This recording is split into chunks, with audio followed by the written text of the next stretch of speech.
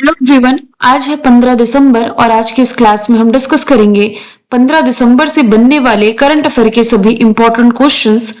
Previous class में हमने देखा था कि ट्रंप की मध्यस्थता से रवांडा और जो डेमोक्रेटिक रिपब्लिक ऑफ कॉन्गो है इसके बीच एक शांति समझौता हुआ, जिससे वहां 30 वर्ष पुराना संघर्ष खत्म होने की उम्मीद बनी है। भारत की पहली 24/7 ऑनलाइन अदालत की शुरुआत कोल्लम केरला में की गई। 33वें नंबर का दक्षिण पूर्व एशियाई खेलों का मेजबान देश इस साल है थाईलैंड। टाइम मैगजीन ने 2025 का person of the year architects of AI को नॉमिनेट किया है। 8वीं बार जूनियर मेंस हॉकी विश्व कप जर्मनी ने जीता। रविंद्रनाथ सामंत ये भी हाल ही में पश्चिम बंगाल के लोकायुक्त नियुक्त किए गए। जल जीवन योजना के तहत शिकायतों में सबसे आगे उत्तर प्रदेश रहा है।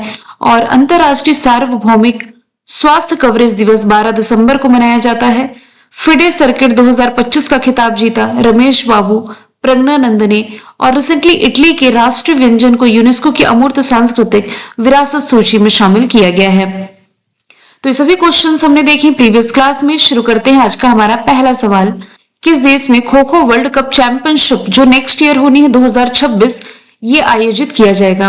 तो अपना जो देश है भारत, ये next year kho kho championship ये होस्ट करने जा रहा है। कॉमनवेल्थ खो खो चैंपियनशिप है जो कि मार्च के महीने में 9 मार्च से 14 मार्च तक इंडिया होस्ट करने जा रहा है। हालांकि इस साल भी इंडिया ने काफी सारे टूर्नामेंट होस्ट करे थे। फॉर एग्जांपल जनवरी 2025 में इसने खो खो वर्ल्ड कप की मेजबानी करी थी। खो खो वर्ल्ड कप भारत ने फर्स्ट टाइम होस्ट किया था और इसमें मेल फीमेल कैटेगरी में दोनों में ही विजेता भारत रहा है। इसके अलावा यदि रिलेट करेंगे तो अभी हाल ही में महिलाओं का blind T20 world cup Bharat ने होस्ट किया, इसमें भी विजेता भारत है। इसके अलावा आईसीसी वुमेन्स वर्ल्ड कप जो रिसेंटली हुआ था 2 नवंबर को फाइनल इसका साउथ अफ्रीका भारत के बीच खेला गया, इसमें भी विजेता भारत है। और नवंबर के ही महीने में फिडे वर्ल्ड कप शतरंज चैंपियनशिप जो थी ये भी भारत ने होस्ट करी थी। इसका मेजबान रहा था कौन? गोवा। आगामी खेल प्रतियोगिताओं की यदि बात की जाए तो 33वां जो दक्षिण पूर्व एशियाई खेल जो सी गेम्स होंगे थाईलैंड होस्ट करेगा। Badminton world championship Delhi host करेगा नेक्स्ट ईयर का। Pickle ball world cup America. Hockey पुरुष एशिया कप राजगीर बिहार ने होस्ट किया जिसका विजेता भारत है। T20 वर्ल्ड कप जो पुरुषों का होना है नेक्स्ट भारत श्रीलंका होस्ट करेंगे, जबकि इस साल का महिलाओं का ICC women's world cup Bharat Sri Lanka ने मिलकर होस्ट किया। फाइनल इसका मुंबई के DY पाटिल स्टेडियम में खेला गया। चैंपियंस ट्रॉफी यूएई और पाकिस्तान ने होस्ट करी। फाइडे चेस वर्ल्ड कप 2025 ये जैसे कि मैंने बताया इंडिया ने ही मेजबानी करी थी। FIFA mains world cup next year ये होस्ट करेगा यूएसए, मैक्सिको, कनाडा। जबकि 2027 में महिलाओं का जो फीफा वर्ल्ड कप होगा ये ब्राजील होस्ट करेगा। 70वें नंबर का जो मेंस एशिया क्रिकेट कप था ये यूएई मेजबान था, विजेता भारत था। विश्व खेलों का 12वां संस्करण चाइना में हुआ। बॉक्सिंग चैंपियनशिप 2025 बैंकॉक थाईलैंड में। पहला शतरंज e sports world cup Saudi Arab ने होस्ट किया। और अंडर 19 क्रिकेट वर्ल्ड कप 2026 का मेजबान देश ये होगा नामीबिया और जिम्बाब्वे। सवाल नंबर दूसरा है, किस शहर में भारतीय नौसेना का पहला स्वदेशी diving support craft DSC A20 commission किया जाएगा? तो ये कमीशन जो किया जाना है ये विशाखापट्टनम में किया जाना है। जो इंडियन नेवी है इसने इस साल की एक और महत्वपूर्ण उपलब्धि हासिल करी, क्योंकि अब विशाखापट्टनम में भारत का जो पहला स्वदेशी डाइविंग सपोर्ट वेसल है इसी का नाम INS विस्तार है, ये इंडियन नेवी में ऑफिशियल रूप से शामिल हो चुका है। और INS निस्तार भारतीय नौसेना के लिए बनाए जा रहे 2 डाइविंग सपोर्ट वेसल्स में पहला हो गया और इसका निर्माण जो है हिंदुस्तान शिपयार्ड लिमिटेड द्वारा किया गया है। अब देखिए कुछ INS जो मैं आपको करंट अफेयर में पढ़ाती हूँ ना, इसका एक स्लाइड मैंने ऐड करा है। इसकी ट्रिक भी मैंने आपको बताई है कि प्रोजेक्ट 75 के तहत जो 6 स्कॉर्पियन पनडुब्बी का निर्माण हुआ है उसे याद रखने की ट्रिक है KKV की, यानी कि 3 बार K और 3 बार V। कैसे? यदि आप सीक्वेंस पर नजर डालें तो कलवरी, करंज, कंडेरी तीनों कैसे हो गए, फिर वेला, वागीर, वगशीर, ये 6 स्कॉर्पियन पनडुब्बी प्रोजेक्ट 75 के तहत है। इसके अलावा प्रोजेक्ट 17A के तहत 7 युद्ध पोतों का निर्माण हुआ है। इसे याद करने की ट्रिक है गिरि की।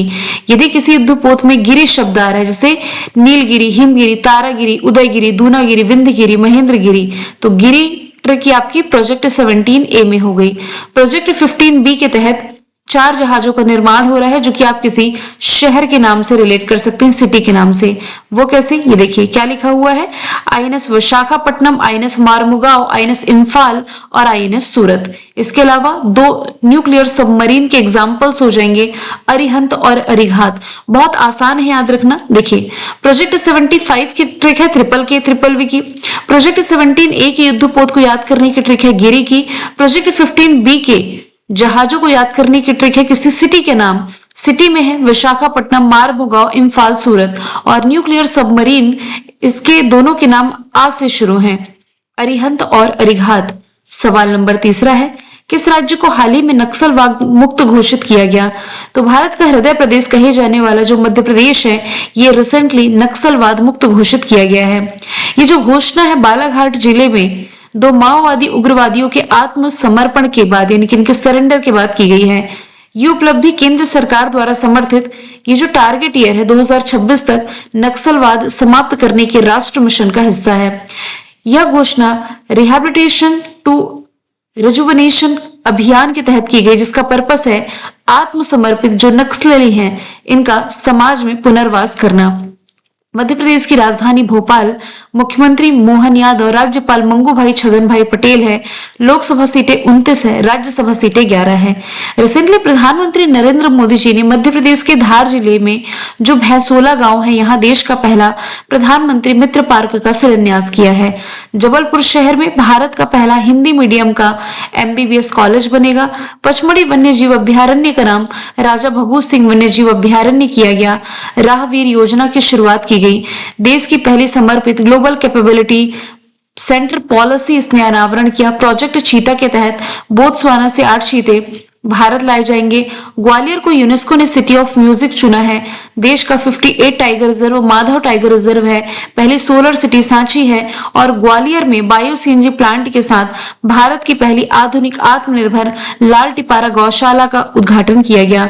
भारत में जन्मा पहला चीता मुखी है, जिसने अभी हाल ही में 4 शावकों को जन्म दिया है कुनो नेशनल पार्क में। सवाल 4 है, हाल ही में किस राज्य सरकार के द्वारा सदियों पुरानी जो पगड़ी प्रथा है इसे खत्म करने की घोषणा की गई? तो पगड़ी प्रथा ये खत्म करने जा रहा है महाराष्ट्र गवर्नमेंट के द्वारा।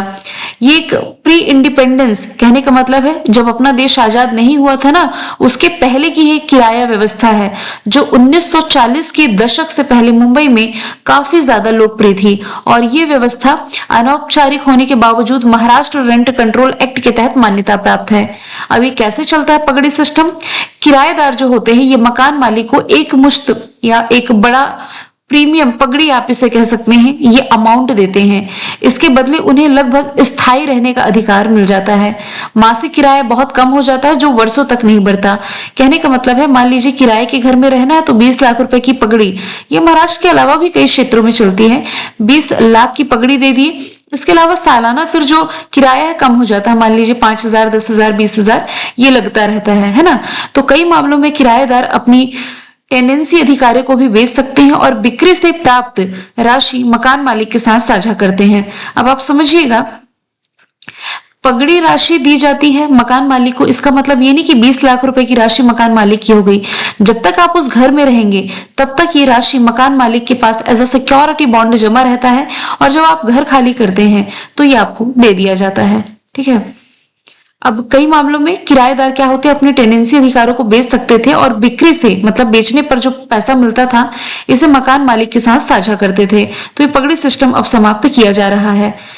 महाराष्ट्र की कैपिटल मुंबई, मुख्यमंत्री देवेंद्र फडणवीस, रिसेंटली यहाँ 5 समुद्र तटों को ब्लू फ्लैग सर्टिफिकेट दिया गया। गणेश उत्सव को राज्य की उत्सव घोषित किया गया।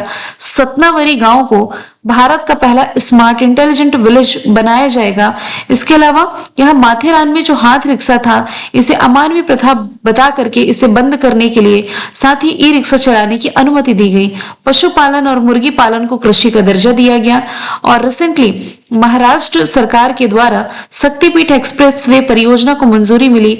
भारत का पहला अंडर वाटर म्यूजियम महाराष्ट्र में, पहली एआई यूनिवर्सिटी महाराष्ट्र में, और महाराष्ट्र के स्कूलों में हिंदी को सामान्य तीसरी भाषा के रूप में लागू करने की घोषणा की गई।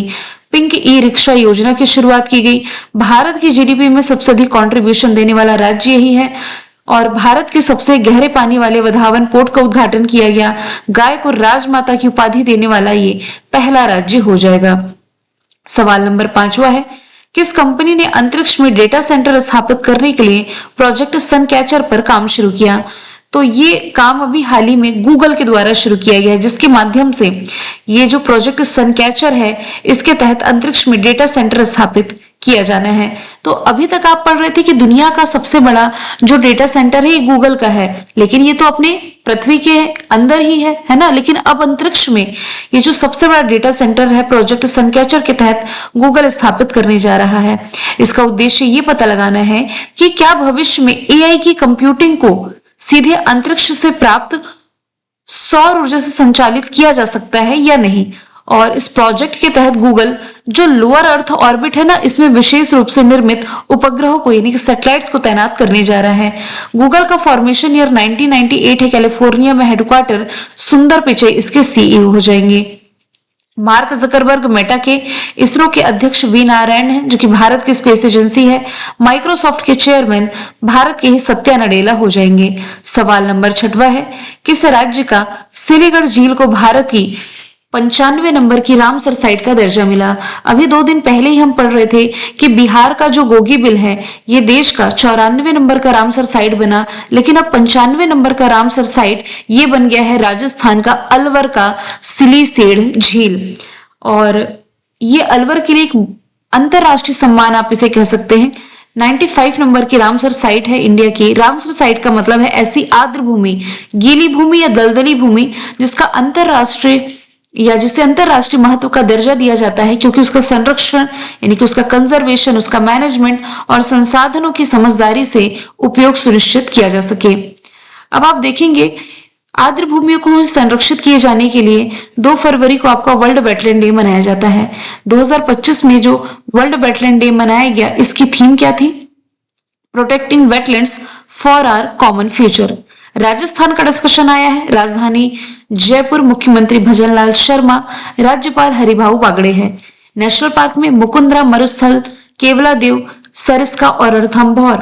करंट से भी रिलेट करेंगे तो एसआईआर के तहत मतदाता सूची को पूरी तरीके से डिजिटलाइज करने वाला यह पहला राज्य है। खेलो इंडिया यूनिवर्सिटी गेम्स के 5वां एडिशन इसी ने होस्ट किए। टॉप पर चंडीगढ़ यूनिवर्सिटी थी। आवारा कुत्तों के मैनेजमेंट के लिए दिशा निर्देश जारी करने वाला पहला भारतीय राज्य है। खैरथल तिजारा जिला का नाम भृतहरिनगर घोषित किया गया।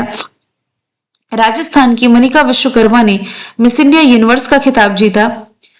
पंडित दीनदयाल उपाध्याय गरीबी मुक्त गांव योजना की शुरुआत की गई। दुर्लभ एल्बिनो सूरजमुखी गिलहरी को पहली बार देखा गया। प्लास्टिक कचरे से निपटने के लिए 1000 पंचायतों में बर्तन बैंक की शुरुआत की गई। राजस्थान सरकार ने राज्य में स्कूली बच्चों को दुर्घटना बीमा प्रदान करने के लिए शिक्षा संजीवनी बीमा योजना की शुरुआत करी। और इस साल फेब के महीने में राजस्थान के अजमेर शहर में ट्रांसजेंडर के पहले अखिल भारतीय सम्मेलन की मेजबानी की गई। तो ये पूरे साल का राजस्थान का करंट अफेयर है जो कि एक स्लाइड में हमने देख लिया है। सवाल नंबर 7वां है, किस बैंक को एशिया पैसिफिक में बेस्ट बैंक इन इंडिया के सम्मान से नवाजा गया? तो रिसेंटली ये नवाजा गया है बैंक ऑफ बड़ौदा को। बैंक ऑफ बड़ौदा को फाइनेंशियल टाइम्स के प्रतिष्ठित प्रकाशन द बैंकर द्वारा आयोजित banker of the year award में एशिया पैसिफिक में बेस्ट बैंक इन इंडिया नवाजा गया। बैंक ऑफ बड़ौदा का फॉर्मेशन ईयर 20 जुलाई 1908 है। हेडक्वार्टर वडोदरा गुजरात में। सीईओ देवदत्त चंद हो जाएंगे। स्टेट बैंक ऑफ इंडिया की बात की जाए तो दिनेश कुमार खारा ये इसके वर्तमान में चेयरमैन हो जाएंगे। और एसबीआई के वर्तमान में जो ब्रांड एम्बेसडर हैं ये कौन हो जाएंगे? महेंद्र सिंह धोनी। इसके अलावा यदि बात की जाए आरबीआई की, रिजर्व बैंक ऑफ इंडिया की, 1 अप्रैल 1935 इसका फॉर्मेशन ईयर है, मुंबई महाराष्ट्र में हेडक्वार्टर है, संजय मल्होत्रा इसके 26वें गवर्नर है। यदि बात की जाए बैंक ऑफ इंडिया की, फॉर्मेशन ईयर 1906 है, मुंबई महाराष्ट्र में हेडक्वार्टर, रजनीश कर्नाटका इसके एमडी सीईओ हो जाएंगे। सवाल नंबर 8वां है, किस शहर में फुटबॉल जननायक जिनका नाम है लियोनल मेस्सी, इनकी 70 फीट ऊंची लोहे की प्रतिमा का अनावरण किया गया? तो अभी हाल ही में ये इनका इंडिया टूर चल रहा था, तो पश्चिम बंगाल की राजधानी कोलकाता में लियोनल मेस्सी की 70 फीट ऊंची लोहे की प्रतिमा स्थापित की गई और ये दुनिया की सबसे बड़ी मेस्सी की प्रतिमा है। समझिए ये अर्जेंटीना से बिलोंग करते हैं, अर्जेंटीना में भी इनकी इतनी बड़ी स्टेच्यू नहीं है। और ये जो स्टेच्यू है ना, इसमें इन्हें फीफा मेंस वर्ल्ड कप जो इन्होंने जीता था ना 2022 का, तो ये ट्रॉफी उठाते हुए दिखाया गया है। आगे यदि हम चलें, अच्छा ऑप्शन से रिलेट कर लेते हैं। देहरादून में देश के पहले सीडीएस विपिन रावत जी की प्रतिमा का अनावरण किया गया। क्वेश्चन प्रतिमा का है तो ऑप्शन भी प्रतिमा का ही देखेंगे। दुनिया की सबसे ऊंची प्रतिमा या स्टेच्यू है स्टेच्यू ऑफ यूनिटी, गुजरात के केवड़िया में है ये। और दुनिया का सबसे बड़ा स्टेडियम नरेंद्र मोदी स्टेडियम अहमदाबाद में है। भगवान श्री राम की सबसे बड़ी प्रतिमा 70 फीट ऊंची कांस्य प्रतिमा दक्षिण गोवा में उद्घाटन किया गया। सवाल नंबर 9 है, केंद्र सरकार ने किस योजना का नाम पूज्य बापू ग्रामीण रोजगार योजना किया है? तो मनरेगा योजना का नाम बदल करके अभी हाल ही में पूज्य बापू ग्रामीण रोजगार योजना कर दिया गया है। ये जो मनरेगा योजना है इसकी फुल फॉर्म बनती है Mahatma Gandhi national rural employment guarantee act. तो अब इस योजना का नाम बदल दिया जाएगा। इसके तहत काम के दिनों की संख्या जो 100 दिन थी, 100 दिन से बढ़ा करके 125 दिन की जा रही है। ये जो योजना है इसके तहत एक पात्र परिवार को एक फाइनेंशियल ईयर में कम से कम 100 दिन का रोजगार दिया जाता था। 2005 में लागू की गई थी, तो अभी 100 दिन का रोजगार बढ़ करके 125 दिन हो जाएगा। जनधन योजना की शुरुआत 28 अगस्त 2014 से की गई। प्रधानमंत्री मुद्रा योजना की शुरुआत 8 अप्रैल 2015 से की गई थी और आयुष्मान भारत योजना 23 सितंबर 2018 से रांची झारखंड से शुरू की गई दुनिया की सबसे बड़ी स्वास्थ्य योजना, जिसमें की 5 लाख रुपए तक का हेल्थ कवर मिलता है। सवाल नंबर 10वां है, हाल ही में भारत के मुख्य सूचना आयुक्त यानी कि चीफ इंफॉर्मेशन कमीशन के रूप में किसकी नियुक्ति की गई है?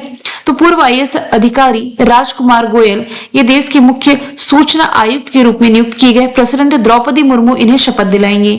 जो चीफ इलेक्शन कमीशन, माफ कीजिएगा, चीफ इंफॉर्मेशन कमीशन है या इससे रिलेटेड इस आयोग को रिलेट करें आप, मुख्य सूचना आयोग, राइट टू इंफॉर्मेशन एक्ट यानी कि आरटीआई एक्ट 2005 के तहत इसकी स्थापना की गई थी। हालिया अपॉइंटमेंट के बारे में यदि हम देखें तो सीबीआईसी के हेड विवेक चतुर्वेदी, सेबी के संदीप प्रधान, नीतीश कुमार 10वीं बार बिहार के मुख्यमंत्री बने, food safety standard authority of India के सीईओ रजत पुन्हानी, भारतीय मुक्केबाजी महासंघ के अध्यक्ष अजय सिंह, उपराष्ट्रीय सुरक्षा सलाहकार अनीश दयाल सिंह बने, बीएआरसी के अध्यक्ष गौरव बनर्जी, उपसेना प्रमुख पुष्पेंद्र सिंह, एसएसबी के महानिदेशक संजय सिंघल, संसद टीवी के सीईओ, लोकसभा महासचिव उत्पल कुमार सिंह, रॉ के प्रमुख पराग जैन, राष्ट्रीय महिला आयोग के प्रमुख विजय किशोर रहाटकर, रेलवे बोर्ड के सतीश कुमार, एसबीआई के सीएस सेट्टी, इसरो के प्रमुख वी नारायण, वित्त सचिव अजय सेठ, राजीव गौबा नीति आयोग के पूर्णकालिक सदस्य बने, प्रधानमंत्री नरेंद्र मोदी की निजी सचिव निधि तिवारी है, यूपीएससी के हेड अजय कुमार, आईबी के तपंडे का, डीआरडीओ के समीर कामत हो जाएंगे। बिहार के 10वीं बार मुख्यमंत्री के पद की शपथ लेने के कारण लंदन बुक ऑफ रिकॉर्ड्स ने एक उपलब्धि के रूप में मान्यता दी है नीतीश कुमार को, जो कि बिहार के मुख्यमंत्री बने। आज का सवाल आप लोगों के लिए है, आर्मन डुप्लांटिस किस कंट्री से हैं जिन्होंने 2025 में वर्ल्ड का पुरुष एथलीट ऑफ द ईयर खिताब जीता है? आंसर इसका जो भी आप कमेंट बॉक्स में बताएं। मिलेंगे नेक्स्ट वीडियो में। Thank you so much.